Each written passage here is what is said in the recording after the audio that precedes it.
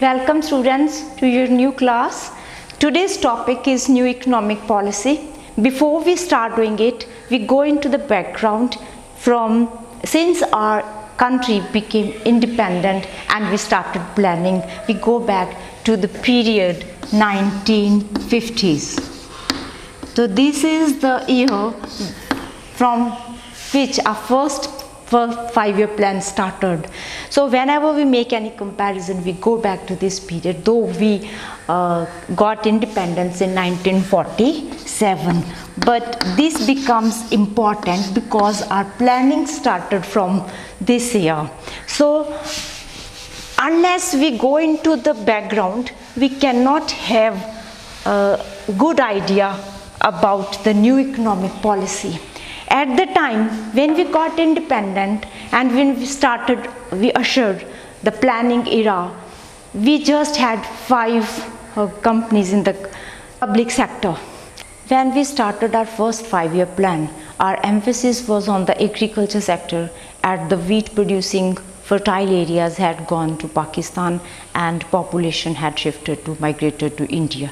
So we really needed to invest in the agriculture sector. Luckily in those years, monsoons were very favorable, and what we achieved in agriculture production was more than our expectations, more than what we stipulated in the plan period.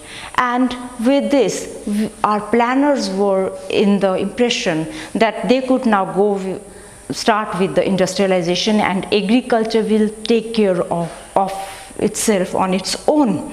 So in the second 5-year plan, our whole emphasis was shifted to industrialization of India. And in the same year, 1956, an important industrial policy also came in and the second plan also started. And it is known after the statistician Mahalanobis model, Mr. Mahalanobis and Mr. Nehru, they started it. And the main emphasis was on basic and capital industries, and because at that time India didn't have the basic capital to invest, private sector was not ready to, or it was not in a position to invest in the industry, so the public sector was the only option. And it is the same plan when the 3 iron and steel plants, Rourkela, Bhilai and Durgapur, were set up for the further industrialization of India in the years to come.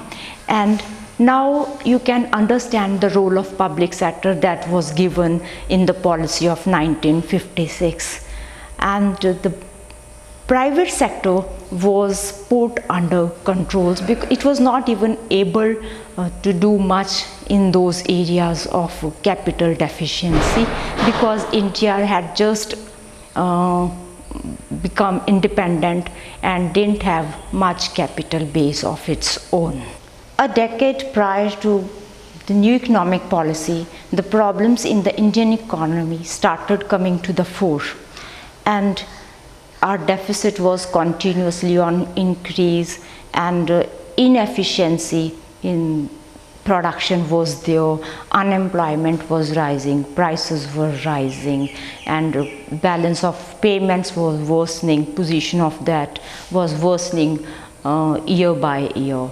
And all these things accumulated to a position of no return, and we were really dismal on the economic front in the world scene. And because of that, we had to shift to the new policy. Now, what were the conditions which really forced us, how the wheel of the time changed and how it took steps? So I'll make a wheel only of these things, and चप्पा चप्पा जैसे हम इस problem में आगे बढ़ते चले गए और इसका इंजाम क्या हुआ उस पे हम आएंगे. So now step wise we discuss what happened to it. So poor performance of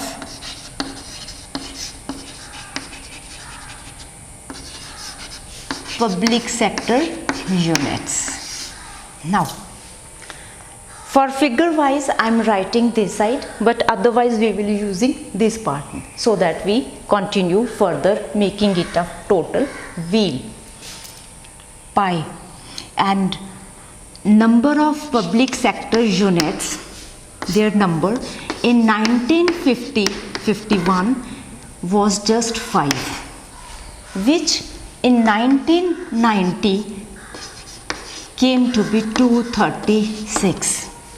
So much increase in the number. In 1950-51 we had 29 crores of rupees invested in public sector undertakings, which in 1919 came to be 1 lakh crores of rupees. So if we see the growth in investment, it is huge, but the output dismal. Here I would like to tell you what efficiency is. Efficiency is a word taken from physical sciences, physics, how input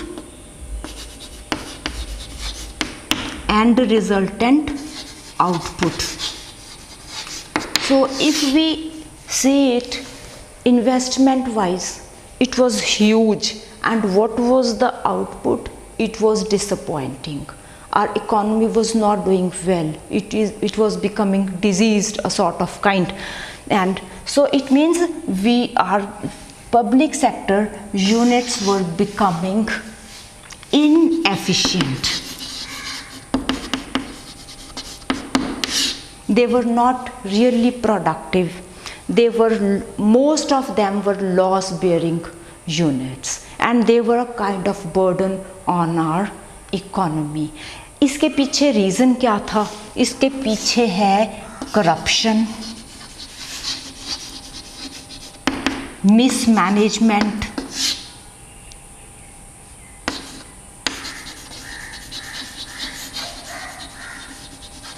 and then nepotism. Nepotism, ये मेरे को जानता है, वो उसको जानता है, उस मिनिस्टर ने कहा है, उसने कहा है, इसको जॉब ज़रूर देनी है, तो वो उसके साथ जो भाई भतीजावाद है वो भी बीच में आ गया. तो इसके साथ मिसमैनेजमेंट, आपको पता ही है कि इसमें पिलफरेज भी होगी, चोरी भी होगी, कुछ भी, करप्शन भी है. तो country is put aside and your own selfish interests come to the fore, and these things brought about a decline of the previously planned thing for our economy, the two sector model, public versus private sector. I'll relate the points in a way so that you have a sort of linkage in your mind to remember these. Because production was low, production जो बहुत low थी, it means goods available were low, they were less in number, but people, huge population, and it was explosion in India, and we are adding since long one Australia every year into India. I mean, so much demand over there. So demand was pulling the prices up when it became a situation of inflation. Now what is inflation? Inflation क्या होता है? Continuous rise in prices year after year. तो उसको हम क्या कहेंगे? Inflation, मुद्रास्फीति. तो इसके बाद ये हमने एक इसका स्पाइक बनाया था, ये साइकिल चल रहा है, उसका व्हील चल रहा है चेंज का. तो इसके रिजल्ट में आगे आ गया इन्फ्लेशन. तो इन्फ्लेशन क्या हो गया? तो प्राइसेस बढ़ रही हैं, चीज़ें अवेलेबल नहीं हैं. तो इस जो 1991 में है, जो हमारा प्राइस राइज है, वो हमारा 10 डबल डिजिट हो गया, 10.3%. तो यहाँ here I would like to add that 2 to 2.5% rate of inflation is considered to have a tonic effect on the economy. and in case of depression it may go up to 3%, but above it that is not healthy for the economy. But here it was a very alarming situation. 10.3% of rate of inflation was a sign of economic disaster for a country. Inflation हो गई, things are not available, population is demanding it. So what is the option? You increase your imports, बाहर से मंगवा लेते हो. तो जब बाहर से मंगवाते हैं उससे क्या होगा, हमारा डेफिसिट बढ़ जाएगा. किस चीज़ का? इससे हमारे इंपोर्ट्स बढ़ गए, इंपोर्ट्स को बढ़ाना पड़ा. तो इंपोर्ट्स के लिए हमारे पास we didn't have enough foreign exchange to buy imports. उसके लिए we borrow money from the IMF and World Bank. So then we have to pay back the interest also. But in the year 1991, we were in a sort of debt trap. Now, what is debt trap? You catch a mouse in a trap. So when country is caught in a debt trap means even for paying the interest, paying of interest on previously raised debt, जो पीछे हमने date लिया था उसकी payment करनी है interest की. Even to pay the interest we don't have the money, we have to go for more of the borrowing in the international market.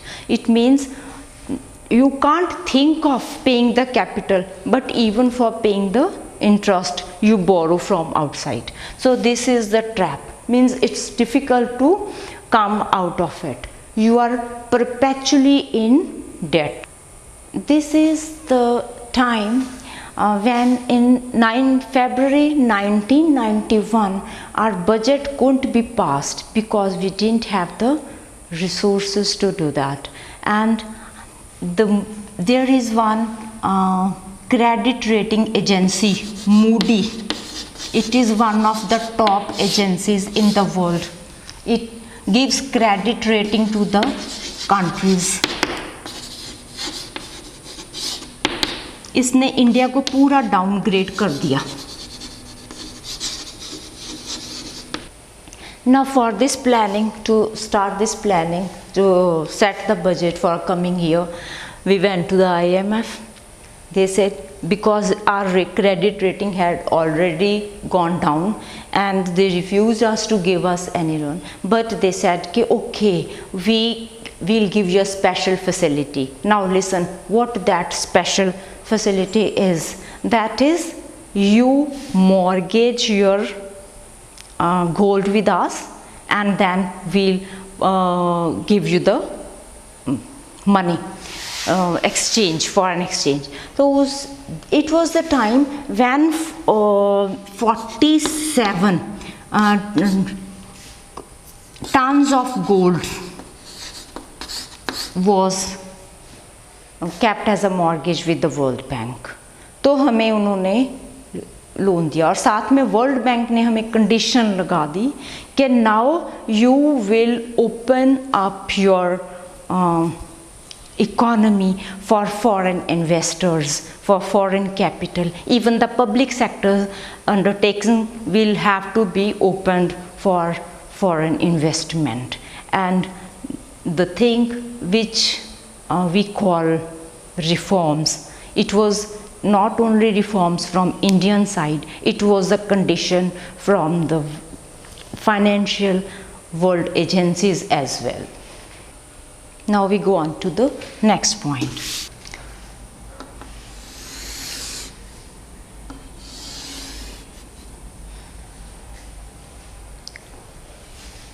Because we were imports were more, we were borrowing, तो it had direct impact on our balance of payments position. तो हमारा deficit जो है वो बढ़ता चला गया। तो इसमें हमारा जो हमारी इनकम थी अर्लियर, जब हम उसको 1980 के साथ कंपेयर करते हैं, इसको अगर हम आई राइट हियर 1980-81, तब हम जो है 12% जो है वो हमारा जो था वो बोरोड मनी था। अगर हमारी इनकम इंडिया की 100 रुपये है तो उसमें से जो 12 रुपये थे वो हमने किसी से कर्ज लिया होता था, और जो बाद में जो 1990 और 91 में बढ़ के ये 23% हो गया। अब आप देखो कि अगर आपके पास पॉकेट मनी है या आपकी जो इनकम है सिर्फ 100 रुपया है, और आपको मम्मी ने 75 दिए थे, आपको 77 रुपीज़ दिए थे, लेकिन 23 आपने किसी से बोरो किए हैं, 77 आपके भी खर्च हो गए, तो 23 जो रुपीज़ हैं आप किसी को पे करने हैं, तो आपके ऊपर क्या रहेगा, डैमोक्लिस सोड रहेगी। अब कंट्री को देखो, जब lakhs of crores of rupees में इनकम है और इतना हिस्सा उसकी बोरिंग का चला जाना है और वो भी इंटरेस्ट भी उस पर पे करना होगा, तो कितनी हमारी हालत जो नाजुक थी उस समय पे। ये जो हमारा करंट डेफिसिट है, जो हमारे बजट का हिस्सा होता है, एक कैपिटल अकाउंट होता है, एक करंट अकाउंट है। जो करंट डेफिसिट है, अगर ये भी बहुत बढ़ जाए तो इसका डायरेक्ट इम्पैक्ट हमारे बजटरी डेफिसिट के ऊपर पड़ता है। तो अब इस समय में वो बढ़ के 11,384 करोड़ ऑफ रुपीज़ हो गया था। तो ये हमारा करंट डेफिसिट है, करंट अकाउंट डेफिसिट। तो ये जो है again an alarming situation for the country. अब ये कहते हैं कंगाली में आटा भी गीला। अब जो इतने हम पॉइंट्स कर चुके हैं 4 अभी तक, इसमें हमारी हालत कितनी खस्ता है वो दिखाई दे रही है। और ऊपर से जो हमें उन दिनों में फेस करना पड़ा, दैट वाज गल्फ़ वॉर। वो क्या थी, गल्फ़ वॉर हो गई। तो गल्फ़ वॉर जो है वो इराक ने कुवैत को अनेक्स कर लिया। 35 जो हैं यूएसए के साथ कंट्रीज़ ने मिलके उनके ऊपर अटैक वगैरह किया। इसका डायरेक्ट इम्पैक्ट क्या हुआ एडवर्स इंडिया के ऊपर? पहले तो जो है ऑयल प्रोडक्शन कम होने से ऑयल प्राइसेस बढ़ गई। तो ऑयल प्राइसेस बढ़ गई हैं, हमारे पास पहले ही पैसे कम हैं, ऑयल हमने मंगवाना है वो और महंगा हो गया, उसकी प्राइसेस जो हैं वो शूट अप कर गई। और सेकंड बात ये हुई कि जो एनआरआईज़ हैं, क्योंकि इंस्टेबिलिटी आ गई जो है उसमें, उसके साथ उन्होंने जो अपना है एनआरआईज़ ने जो इन्वेस्ट किया हुआ था वो उन्होंने विदड्रॉ करना शुरू कर लिया। तो इसलिए हमें यहाँ पे दो तरह से हमें फिर इसका नुकसान हुआ। एक तो हमारी पॉकेट के ऊपर बर्डन बढ़ गया, और जो दूसरा हमारा कुछ कहीं इन्वेस्ट हुआ भी है वो क्योंकि विदड्रॉ होने लगा, सॉर्ट ऑफ डिसइन्वेस्टमेंट स्टार्ट हो गई, तो हमारे लिए और भी पतली हालत हो गई है। ये तो है कि बाहर वाली जो कंडीशन है उसकी है। और जो डोमेस्टिक कंडीशन है, जो हमारे घर के अंदर की जो कंडीशन है वो भी कोई साउंड नहीं थी। जो हमारी गवर्नमेंट थी वो भी स्टेबल नहीं थी। तो इसलिए सारी तरफ से ही जब स्टेबिलिटी नहीं होती है तो उसका डायरेक्ट इम्पैक्ट जो है वो इकॉनमी के ऊपर पड़ता है। और जो हमारी पॉलिटिक्स भी इकॉनमी पे डिपेंड करती है, इकोनॉमिक्स पॉलिटिक्स पे डिपेंड करती है, पॉलिटिक्स इकोनॉमिक्स पे डिपेंड करती है। Economics is at the crux of everything. इसकी मैं छोटी सी एग्जांपल देना चाहूँगी। its economic starts playing its part even before a child is born. Where a child is born, in which nursing home and or at which place, the position of his parents' economic condition decides all things. So economics start playing its role prior to a birth of a child, and when it comes to nation, it is so very significant. And because we were in such a bad condition, so we really wanted a revamp of a system so that we could start fresh and bring about some positive changes for the health of our economy.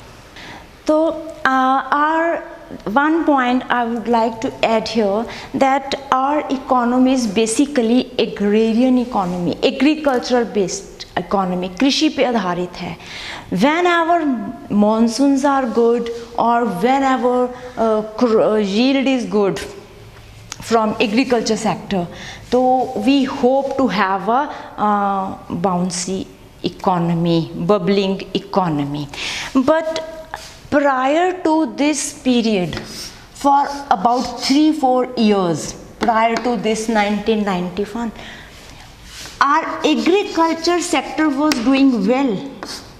वो अच्छा कर रहा था, उसमें कोई monsoons ठीक रहे होंगे, फेवरेबल कंडीशंस रही, तो ये एग्रीकल्चर में डिक्लाइन नहीं आया था as such, but still our economy was going down.